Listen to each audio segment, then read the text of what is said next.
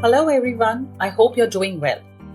I'm Supriya Anchan from the Technology Advisory team at Nextime, and welcome to another topic in our series themed Women in Technology. The aim of this initiative is to connect with women from across the globe making a difference in their area of work. I'm joined today by Sheila Quadros, AVP Edelweiss Financial Services Limited. Sheila comes with a rich experience of over 15 years, and her strengths include networking, relationships, multilingual, PR, and image building. A linguist, she's currently studying Spanish. Welcome to this podcast, Sheila. It's a pleasure to have you with us today. Thank you, Supriya. Thank you for having me. Sheila, EVP Current Affairs. What are your areas of specialization?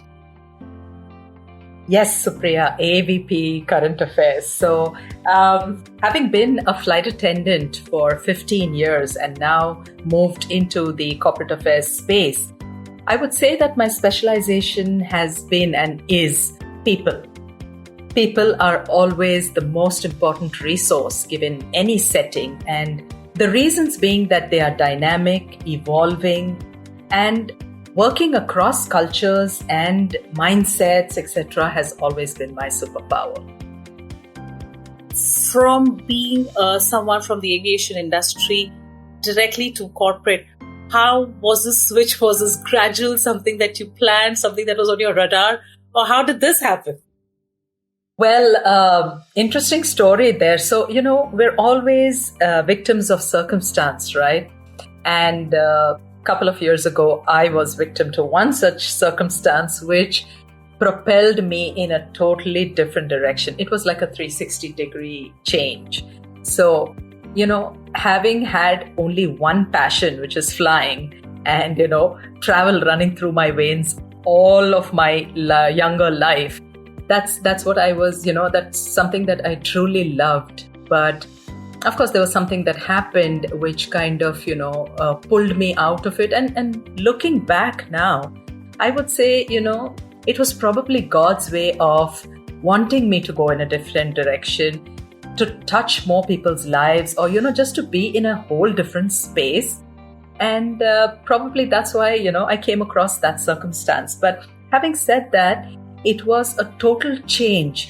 I didn't even know what the meaning of corporate affairs was until I actually got into it. But the first thing that came to my mind was, let me explore. Let me see what it is all about. And, they say, right, once you jump into the ocean, you learn to swim. So it was exactly like that. I jumped into the ocean of corporate affairs. I'm still swimming, still learning, but it's been a fabulous journey. And I somehow thank God and, for whatever happened that has made me choose to, this road. Sheila, a lot of times, there are many times that we get kind of stuck, or we're thrown at such situations, or life throws such situations at us that we really don't know what to do, from there. It's like in your case, you just said you were somewhere totally different, and then probably whatever the circumstance was pushed to another paradigm. If I were to put it that way, it was a total switch, and it's not a conscious decision, not something that you've planned for. And especially, when you're starting your career, or you're somewhere in the middle of your career where you think you need to settle down, as a career, from a career point of view, and something like this happens. We kind of get shaken up. We don't know what to do. But like you very rightly said that, you've got to kind of embrace these situations and move forward, because with one, having faith that probably this is something better. This has something better to offer to me, and maybe I'm going to learn something better. Has this how it has been for you also? Absolutely, Supriya. Until the time something actually shakes us up, like you said, there is people nowadays, they say being in your comfort zone is not so comfortable for too long, So until change, I believe, is the only constant, as they say. And life changes every day, right? Things happen every day, and they happen for a reason. They happen for you to propel yourself forward in different ways, testing different capabilities. Sometimes you may not know you had that capability, until you're actually in that situation where it comes to the test. And then you say, wow, I mean, I had it in me. And that's really a beautiful feeling. Sheila, we often feel, for us, whenever we are thrown into a situation or whenever we are at a crossroad where we're kind of trying to see, understand, identify something, whether it's a career, whether where you want to go, whether it's your academics, there's always that one nudge or push that you look for from someone whom you look up to. There are a lot of these support agents, but that could be probably at home. It could be your teachers, the school, the universities, the government, the organization, wherever we are. We do need a nudge and push, to kind of give us a confidence that, yes, you need to go ahead and take up this challenge. Do you think that this is true and these support agents have a role to play? Absolutely, Supriya. I believe, your innermost circle is, of course, your family, right? And they have the primary role to play in your life. Apart from, bringing you up and nourishing you, they are your first teachers, your first mentors, your role model, your everything rolled into one, right? Your punching bag and a lot more. So, yes, definitely it is your parents and your home support system that gives you this platform. They're the ones who give you this confidence that yes, you can do it. And that extra nudge sometimes that we require. They're the ones who guide us with all their wisdom, and had it not been for them, we wouldn't have even gone to school, right? They're the ones who put us into the school. And that rat race begins very early. I think once a child is born, the parent is already thinking, okay, which school am I going to admit my child into? So yes, this is, for me, it is definitely and has always been my mom. She has always given me that little elbow nudge, always pushing me, edging me on further. She always used to tell me, don't look behind very often, Yes, you do need to look behind once in a while to know how far you've come, but concentrate on the road ahead. And I feel that, a lot of us should be extremely grateful for the gift of our families, because they are the first support system. And then once we get into school, we have our teachers. We, that one favorite teacher, we have, who we look up to. We have so many, we have our own peers, we have our own friends.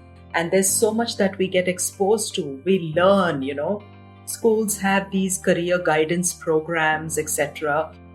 So the way I'm looking at it is that these career guidance programs need to be a little more inclusive into, involving the parents and make it a very wholesome career guidance so that the child gets a better understanding and a whole, it's a different kind of nourishment, Other than just providing the education, you also provide them with, for example, life skills. You provide them with, the ability to look at the face of adversity and say, okay, I'm going to get past you, So yes, parents, our family support, teachers, our, neighborhood. There are so many people who influence us, who mentor us, who guide us with their wisdom. And therefore, I feel it's very important.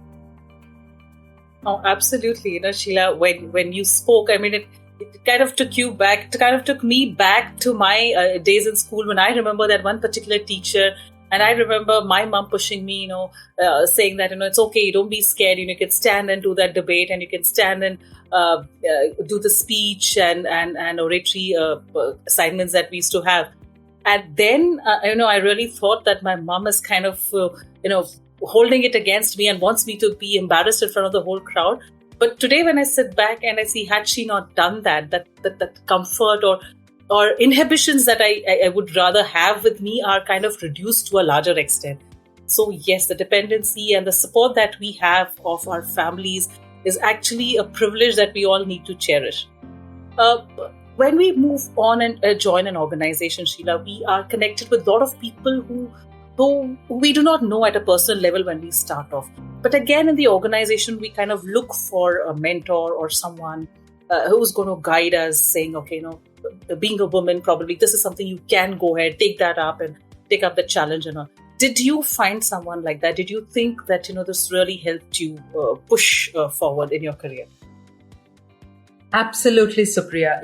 This is my first corporate job in India, I would say. I've always been born and raised abroad and always worked there. And so I did not know the landscape of the corporate world in India. But, I have to say that my boss, who's not only been a boss, but been my mentor and the one who got me introduced to the entire corporate life here, and I always look up to him and I say, if you hadn't happened in my life, I wouldn't have learned all of this, So he tells me, he says, I was just a part of the journey, but you had the fire in your belly, So it works both ways. If you are mentoring somebody, the person also needs to have that want to be mentored, right? So it is actually like two sides of a coin, basically, and that's what makes up the whole coin. Sheila, also now that, we over the past year and a half, there's no denying the dependency that we have on technology and the way it has helped us kind of propel or do the kind of activities that we are doing. Obviously, we're not discussing on the other side of it. But do you see the need for the government also to do something for kind of engaging more women in the field of technology, giving them more opportunities or having policies as such which promote or give opportunities to more women in this field? Yes, Supriya, definitely. I think technology has transformed the world more dramatically than any other revolution in history, right? And of course, it's one of the fastest growing sectors in the global economy. We're not talking only about India. But yes, it does require an entire, a 360-degree support system, whether we say from the education institutes, whether we talk of government, whether we talk of society, everyone plays their role, in terms of, being a well-oiled machine in order to move forward. For example, yes, you spoke of, the last 18 months has been something that I think even our parents never saw coming. No one saw coming, right? I mean, we were just thrown into it. But one thing we realized was that although we couldn't, go out, we couldn't see our colleagues, we couldn't go to our workspaces, we could not go to school, and our kids were at home. But technology actually was that net that held us all together, right? And it was that link with which we could still be connected. Offices seamlessly moved to a work from home style. Education, the classrooms came home. The churches and temples came home. So in a sense, we didn't need to go to find God. God came into our homes, right? And that was the most beautiful thing that you could have asked for. So, one of the other very important aspects to talk about here is the revolutionary national education policy that the government announced last year. And, this policy actually proposes a revamping of the existing systems of higher education and a lot of integration of technology, for better teaching learning outcomes. And all of this is actually coming out now. So we are seeing the government take steps to, improve and bring technology to the center of a lot of careers, like, for example, whether you are just in an admin role or in any other specialized role, you do see being tech savvy helps you a lot. It is kind of the center around which our lives revolve, not to mention social media and everything else that we're hooked onto. But definitely, so all of these, we see that schools are also imparting a lot more of computer and tech-based education. Students are doing a lot more research. And I truly believe that women today if we actually look at statistics, women now make up almost 34 to 35% of the IT workforce in India, which is fabulous, which is, and very encouraging, because we really want to see that percentage maybe go up to 50 or 60. I would need to, of course, ask the men to pardon me on this, but, more women getting into the tech space and more women, functioning as inspirational leaders would really bring about, we're talking of diversity, we're talking of gender inclusion nowadays. So all of this is really going to come whole circle when women actually get into all of these spheres and choose career paths that will really propel them forward. True, Sheila. I mean, I think this entire motion has to be a very inclusive and collaborative one, where each agent or each person needs to be accommodative of the change that will come in or that needs to be brought in, and needs to be very embracing of the newer things that happen. So whether there are challenges that come our way, or whether there is an openness that is needed to accept some new changes that are there, the whole thought process has to be that, like you said, change is the only thing that is very constant. So change is going to keep happening. You need to evolve. And as human beings, we have always been evolutionary. We kept evolving from the Darwin stage to what we are today. So that evolution is something that keeps us going. And today, with the help of technology, I think we'll be able to do much more and much better. And like how you very rightly said, that if the percentage of women also increase and we are able to balance it out, I think it will definitely be a new era and new stage in the entire technology paradigm when we foresee in the future. Absolutely. Very true, Supriya. Very rightly said. Sheila, thank you so much for those interesting thoughts and sharing excerpts from your journey and experience. It was indeed a wonderful conversation, and I'm sure our listeners will find this session to be interesting and useful.